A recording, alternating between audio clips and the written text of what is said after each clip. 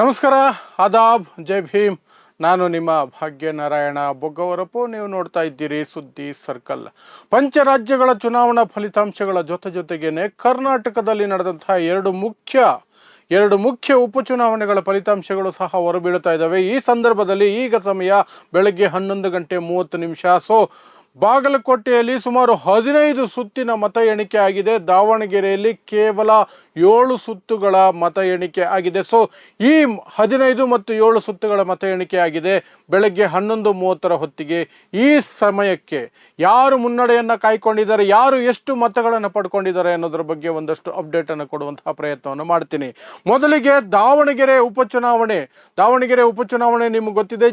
ಜಿದ್ದಿನ ಹೋರಾಟ ಇದೆ. ಮುಸ್ಲಿಮರಿಗೆ ಟಿಕೆಟ್ ಕೊಡಲಿಲ್ಲ ಅನ್ನುವಂತಹ ಒಂದಷ್ಟು ಕೋಪ, ಅಸಮಾಧಾನ ಮುಸ್ಲಿಂ ಮತದಾರರು, ಮುಸ್ಲಿಂ ನಾಯಕರ ನಡುವೆ ಬಂದಿತ್ತು. ಅದು ಇಡೀ ರಾಜ್ಯದಲ್ಲಿ ಕಾಂಗ್ರೆಸ್ಸಿನಲ್ಲಿ ತಳಮಳವನ್ನು ಉಂಟು ಮಾಡಿತ್ತು. ಸಾಕಷ್ಟು ಜನರ ವಿರುದ್ಧ ಪಕ್ಷ ವಿರೋಧಿ ನಿಲುವಿಗೆ, ಪಕ್ಷ ವಿರೋಧಿ ಚಟುವಟಿಕೆ ಕಾರಣಕ್ಕಾಗಿ ಕ್ರಮಗಳು ಸಹ ಆಗಿತ್ತು.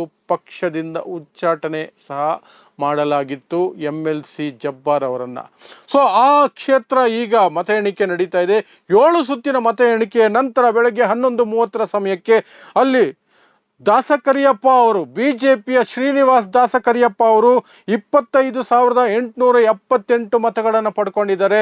ಕಾಂಗ್ರೆಸ್ಸಿನ ಸಮರ್ಥ ಶಾಮನೂರು ಕೇವಲ 21,953 ಮತಗಳನ್ನು ಪಡ್ಕೊಂಡಿದ್ದಾರೆ. ಆ ಮೂಲಕ 3,925 ಮತಗಳಿಂದ ಹಿನ್ನಡೆಯನ್ನ ಕಾಂಗ್ರೆಸ್ ಅನುಭವಿಸ್ತಾ ಇದೆ. ಸೊ ಮುಸ್ಲಿಮರ ಅಸಮಾಧಾನದ ಬಿಸಿ ಕಾಂಗ್ರೆಸ್ಸಿಗೆ ಸ್ಪಷ್ಟವಾಗಿ ಅಲ್ಲಿ ತಾಕ್ತಾ ಇದೆ ಅಂತ ಹೇಳಬೇಕಾಗುತ್ತೆ. ಅಲ್ಲಿ SDPI ತನ್ನ ಅಭ್ಯರ್ಥಿಯನ್ನು ಇಳಿಸಿತ್ತು, ಅಫ್ಸರ್ ಕೊಡ್ಲಿಪೇಟೆ ಹೆಸರಿನಲ್ಲಿ. ಸೊ SDPI ಅಲ್ಲಿ ಈ ಸಮಯಕ್ಕೆ 7 ಸುತ್ತುಗಳ ಮತ ಎಣಿಕೆಯ ನಂತರ 5,384 ಮತಗಳನ್ನು ಪಡ್ಕೊಂಡಿದೆ. ಸೊ ಏನು ಸಮರ್ಥಗೆ ಹಿನ್ನಡೆಯಾಗಿದೆ 3,900. ಅದರ ಜಾಗದಲ್ಲಿ SDPI 5,300 ಮತಗಳನ್ನು ತಗೊಂಡಿದೆ. ಈ ಮುಂದಿನ ಹಂತಗಳು ಅಥವಾ ಮುಂದಿನ ಸುತ್ತಿನ ಮತ ಎಣಿಕೆ ಏನಿದೆ ಆಗ ಇನ್ನೊಂದಷ್ಟು ಸ್ಪಷ್ಟತೆ ಸಿಗುತ್ತೆ. ಬಟ್ ಈ ಸನ್ನಿವೇಶಕ್ಕೆ, ಈ ಸಂದರ್ಭಕ್ಕೆ 11:30 ಬೆಳಗ್ಗೆ 7 ಸುತ್ತುಗಳ ಮತ ಎಣಿಕೆಯ ನಂತರ ದಾವಣಗೆರೆಯಲ್ಲಿ ಕಾಂಗ್ರೆಸ್ ಹಿನ್ನಡೆಯನ್ನು ಅನುಭವಿಸ್ತಾ ಇದೆ. ಇನ್ನು ಬಾಗಲಕೋಟೆ ಕಡೆ ಬರೋದಾದರೆ ಅಲ್ಲಿ ನೇರ ಬಿಜೆಪಿ ಮತ್ತು ಕಾಂಗ್ರೆಸ್ ನಡುವಿನ ಫೈಟ್ ಇದೆ. ಅಲ್ಲಿ ಕಾಂಗ್ರೆಸ್ ಕಡೆಯಿಂದ ಉಮೇಶ್ ಮೇಟಿ ಅವರು ಸ್ಪರ್ಧೆಯಲ್ಲಿದ್ದಾರೆ.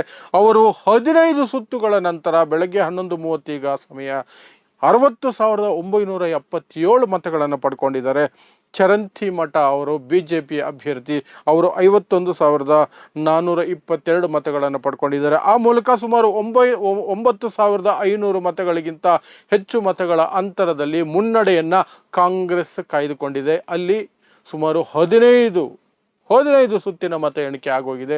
ದಾವಣಗೆರೆ ಕೇವಲ 7. ಸೊ ಇದು 11:30 ಈಗ 11:30 ಬೆಳಗ್ಗೆ ಈ ಸಂದರ್ಭಕ್ಕೆ ಕರ್ನಾಟಕದಲ್ಲಿ ನಡೆದಿದ್ದಂತಹ ಉಪಚುನಾವಣೆ, ದಾವಣಗೆರೆ ದಕ್ಷಿಣ ಮತ್ತು ಬಾಗಲಕೋಟೆ ಈ ಕ್ಷೇತ್ರಗಳಿಂದ ಬರ್ತಿರುವಂತಹ ಅಂಕಿಅಂಶಗಳು. ಈ ಅಂಕಿಗಳು ನಾನು ಸೀದಾ ನಿಮಗೆ ಕೊಡ್ತಿರೋದು ಎಲೆಕ್ಷನ್ ಕಮಿಷನ್ ವೆಬ್ಸೈಟ್ನಿಂದ ಅಷ್ಟೇ. ಸೊ ಇಂತಹದೇ ವಿಶೇಷ ಸುದ್ದಿಗಳಿಗಾಗಿ ನೋಡ್ತಾ ಇರಿ ಸುದ್ದಿ ಸರ್ಕಲ್. ನಾನು ನಿಮ್ಮ ಭಾಗ್ಯನಾರಾಯಣ ಬೊಗ್ಗವರಪ್ಪು.